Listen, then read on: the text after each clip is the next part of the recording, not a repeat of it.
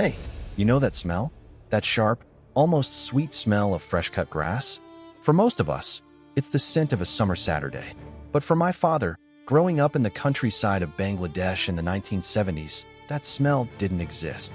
Because for years after the War for Independence, in some areas, the grass didn't really grow. The trees were bare sticks. And the adults would speak in hushed tones about the American rain that had fallen during the war, a chemical rain that killed the jungle and lingered in the soil.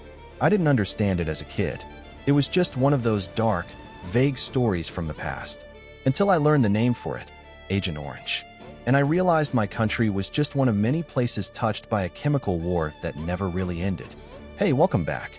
I'm Ibnul J. Farabi, and this is Flashpoints, the wars that shaped us. Today, we're not talking about a battle with a clear date and location. We're talking about a war within a war. A decision made in laboratories and boardrooms that turned the environment itself into a weapon, with consequences that would ripple across generations, from the jungles of Southeast Asia to the living rooms of American veterans, and yes, to fields thousands of miles away in Bangladesh. This is episode 22, Agent Orange, the chemical war that came home. The story starts, as these stories often do, with a tactical problem. It's the early 1960s, and the United States is getting deeper into a conflict in Vietnam. The enemy, the Viet Cong, uses the dense, triple canopy jungle as a shield, for movement, for supply lines, for hiding entire bases. So military strategists asked a terrifyingly simple question. What if we just remove the jungle? Not with bulldozers, but with science. The answer was the rainbow herbicides, agents pink, green, purple, white, blue, and the most infamous of all, orange, named for the colored stripes on their barrels. Agent Orange was a potent defoliant, a chemical cocktail designed to make leaves wither and die, stripping the jungle bare. From 1961 to 1971, as part of Operation Ranch Hand, the U.S. military sprayed nearly 20 million gallons of these herbicides over Vietnam, Laos, and Cambodia. The motto of the Ranch Hand pilots was, ironically, "Only we can prevent forests." They flew mission after mission, leaving vast swathes of land looking like a twisted, barren winter. And it worked, tactically. It exposed trails and bunkers. But there was a secret in the mixture, a toxic hitchhiker. To make Agent Orange work so effectively and cheaply, its manufacturers produced it with a method that created large amounts of a contaminant, a dioxin called TCDD. This is one of the most toxic synthetic compounds known to science, and the military and the chemical companies knew it. Internal memos and studies from as early as the 1950s warned of the severe health effects of dioxin on animals. But the spraying continued. This wasn't just a war on plants. It was the largest ever chemical warfare operation against an environment, and by extension, against the people who lived in it. The Vietnamese described the spray planes flying over as May Dao, the poison rain. It soaked the land, the rivers, the food supply, and the bodies of everyone underneath. The war ended. The troops came home. But Agent Orange didn't stay on the battlefield. It came home in two profound ways. First, in the bodies of American, Korean, Australian, and other Allied veterans. They began reporting strange cancers, severe skin conditions, and children born with heartbreaking birth defects. For years, they were told it was stress or bad luck, that there was no link. It took a relentless fight by veterans and their families to force the U.S. government to acknowledge the connection, a legal and medical battle that's still being waged today.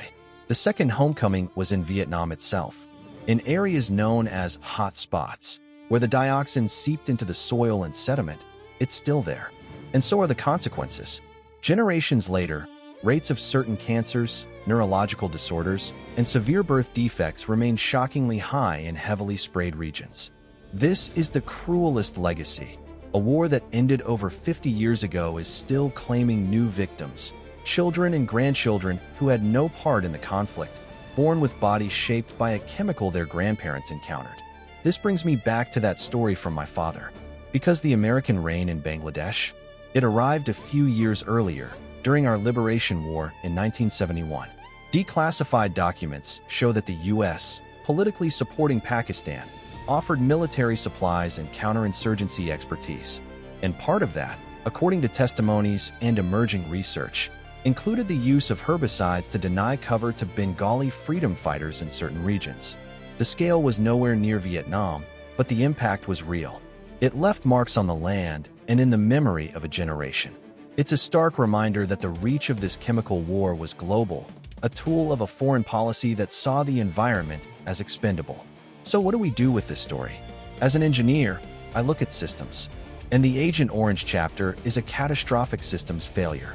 It's a failure of precaution, where tactical gain was wildly prioritized over long-term, irreversible consequences. It's a failure of accountability, where the burden of proof was placed on the sick and the dying, not on the institutions that deployed the chemical. It reframes our very idea of warfare. When you weaponize the environment, you're not just fighting an army. You're fighting the future. You're poisoning the water table, the food chain, the genetic material of a population. The battlefield doesn't have borders anymore. It's cellular. The lesson of Agent Orange isn't just a historical footnote. It's a living, breathing precedent. It asks us the most urgent questions today. When we intervene in an ecosystem, whether with a new pesticide, a geoengineering project, or a novel material, do we truly understand the downstream effects?